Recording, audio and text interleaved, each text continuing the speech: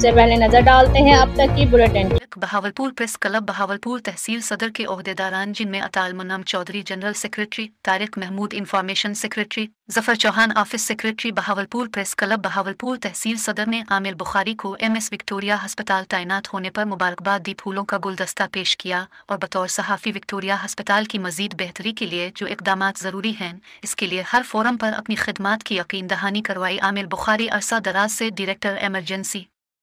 Victoria अस्पताल खिदमात बेहतर तरीके से सरा अंजाम दे रही थे, बहुत नफीस और खुश अखलाक तबीयत के मालिक हैं। उनकी खिदमात को मेडिकल के शोबा में फरामोश नहीं किया जा सकता। उम्मीद करते हैं कि बतौर MS विक्टोरिया अस्पताल आमिर बुखारी बहुत एहसन तरीके से अपने फ़राइज़ मनसूबी अदा करते हुए मरीजों और अपने स्टाफ के लिए मसीहा साबित एवेंगे। आमिर बुखारी ने बहावलपुर प्रेस क्लब बहावलपुर तहसील सदर के वफद का मुबारकबाद के लिए शुक्रिया अदा किया और हर तरह के ताउन की यकीन दहानी करवाई कि मेरा ताउन अब के लिए हर वक्त मौजूद